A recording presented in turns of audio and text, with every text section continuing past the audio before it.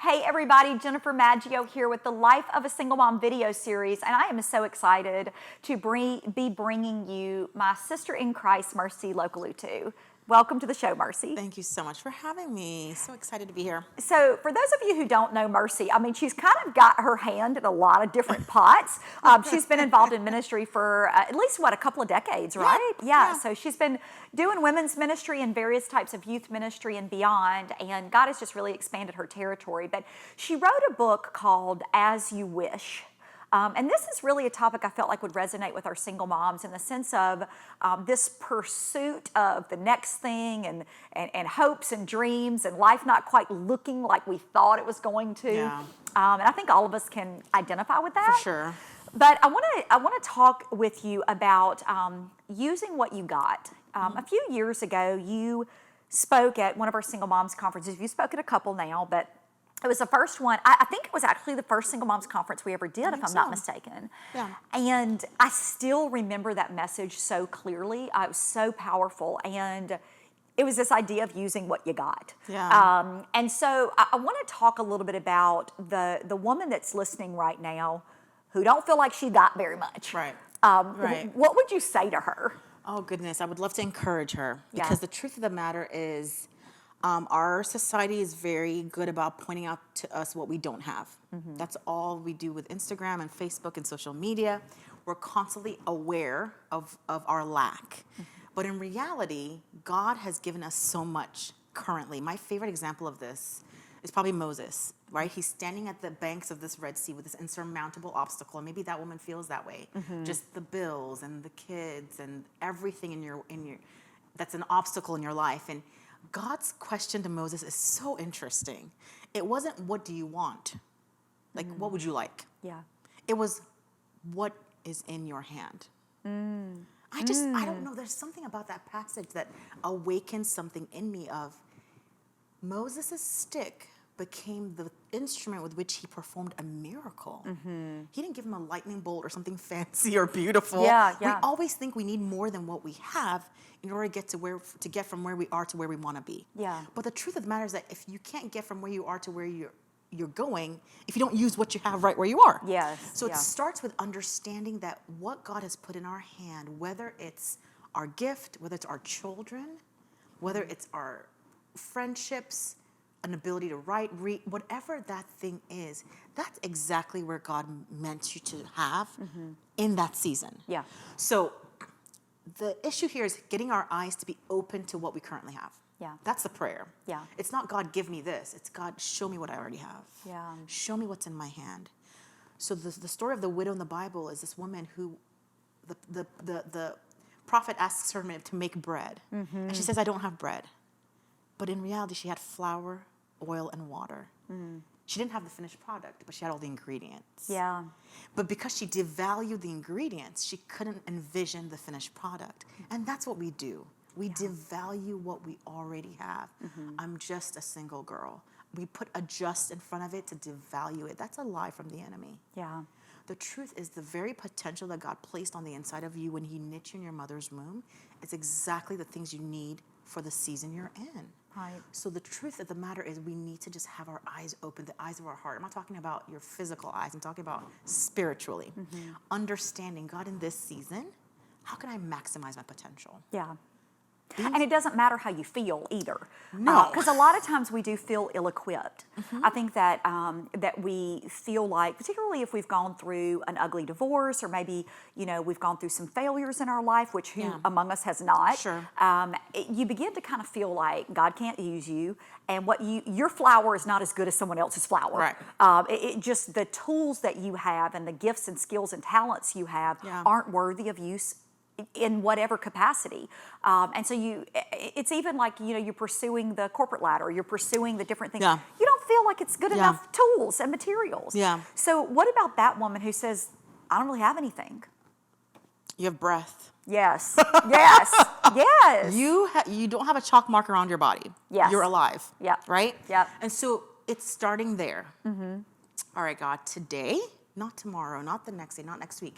Today, what can I do for you? Is it going to my neighbor to deliver a meal? Yeah. Is it going down to serve somewhere? Is it showing up on time at work with a good attitude.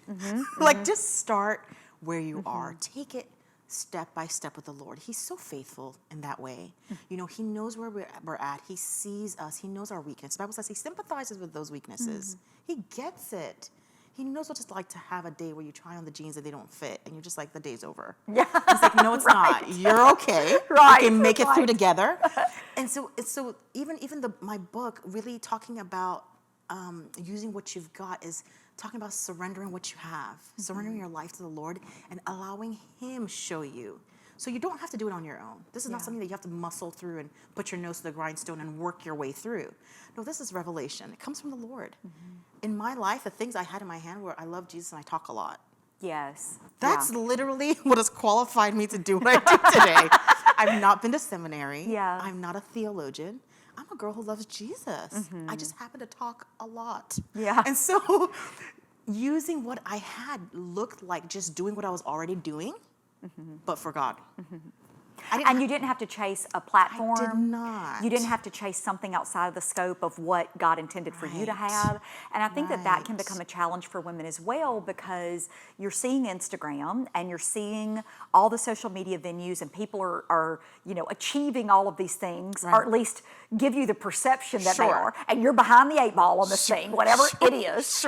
And so it fuels this feeling of inadequacy and discontentment. Like you just, no matter what the thing is, you're pursuing the thing.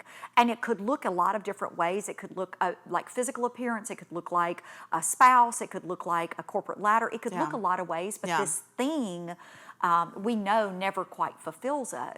So how do you achieve contentment, I guess, as you're using these things that God's put in your hand?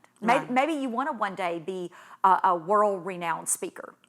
But all you have right now is a desire to talk. Like how do you get between these two dichotomies to be content? That's a really good question. I think honestly, it starts with understanding what God's called you to do in your sphere right now. So people, if you can't talk to your neighbor, why do you want to talk to 1,000 people? That's kind of how God sees it, I think. He gave them 1 talent, 5 talents. He gives us these things, and he says, use what you've got, right?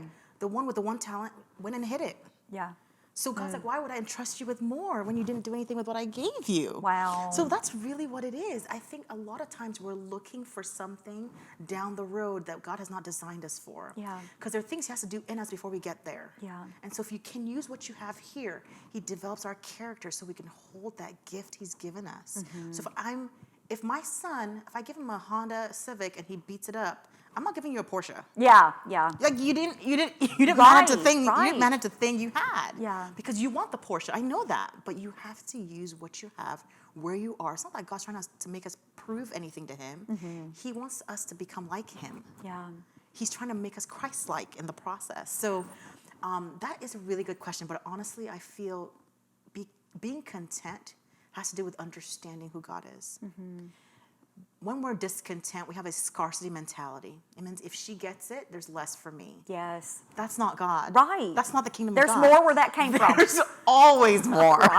There's always more. Just because she got that does not mean God doesn't have that for you. Besides, you don't know what comes with what she got. Oh, my There's word. a burden that comes with gifts. And so God may know that you don't have what you need to be able to handle that burden. So it really doesn't make sense to desire what someone else has anyway. Years ago, many years ago now, actually, our church, this single mom was starting this ministry overseas, and our church called her down front to be prayed over. And God had given me this idea of serving single moms in our church. And when they called her on stage, I literally had this conversation with God. God, you gave me that ministry idea. What are you doing? What? I was so done. I couldn't even hardly pray. I was just so done. And what happened was I realized over the course of time, of course, number one, she wound up doing ministry in Africa, so she wasn't even doing what God had told me to do. But it revealed something about my character. Okay, this is a major issue of pride. that I need to deal with. I heard a speaker say this one time recently, and it just resonated with me. This whole idea of people ripping off each other's ideas in ministry. Who do you think you are? They're God's ideas. He's the creating one. Right. Yeah. And so, whether or not someone decides to do single moms ministry the way that we do, or do women's ministry the way that you do, or do some things that are similar to what you're doing, at the end of the day, it's all about God's kingdom, and it's not about growing your ministry. Absolutely. And so you need to, and what does Chris Kane always say about plucking people out of obscurity? That God's not going to pluck people out of obscurity until you're at a place where you are ready to handle that light that is going to be shown on you and on your family and on the criticism that it may take place. And frankly, I don't know that I was prepared. I guess I was. God sustained me. Yes, but I don't know that you realize the prayer that you're praying when you ask God to expand your territory. Yeah. I don't think you realize the level of attack that you're exposing yourself to. Yeah. And I think that had I been 10 years ago where I am today in ministry, it would have killed me. Just the weight of it. Right. It's a burden. It is. It is in a lot of ways, and it's a blessing. It is. It's a blessing, but at the same time, it's all in the process. It's all part of the process. And nobody wants the process. And that's why we devalue what we have. Yes. All I have, I'm just this, I'm just that. I don't have this. I'm not eloquent enough. I'm not smart enough. I didn't go to seminary. Well, you know what? The Holy Spirit's a teacher. Yeah. He's a counselor. He can. Bible says he guides us into all truth. The sooner we realize the gifts that God has given us right where we are and use those to our fullest potential, I'm telling you, you don't have to even pray to be content. You just will be. Yes, it's a fruit. Amen. It just comes out naturally. I don't see an apple tree straining to bear apples. Wow. It just does. Yeah. If it has the right soil and the right nutrients, it uses what it has to bring forth fruit. If we use what is in our hand to bring glory to God, contentment flows naturally out of us. Wow. It's not something we have to strive for. This sense of performance and striving, it's very carnal. It's very fleshy. It leads nowhere good. Yeah. That's the truth. And to be honest with you, I would encourage women out there, if that's a struggle for you, limit your time on social media. Yeah. Don't engage. If you know that's a trigger, causes you to start to compare yourself and start to devalue who you are, take it out of your life. That's what I do. I mean, Bible says if your right eye causes you to sin, pluck it out. Right. Literally. It's just saying, hey, know what your triggers are. Know where you're at. Maybe there's a time that you can get back on more, but truly and honestly, it's a process. Like you said, it really is. If we started out where God called us then and had what we have now, there's no way we could bear up under it. Yeah. There's a weight to what God, and we're willing to bear that weight because we know there's a glory that comes ahead of it. I know there's a reward that comes at the end of it, and truly, you do it out of love for God. Yeah. Because we love Him. Yeah. And we want to do what He's called us to do.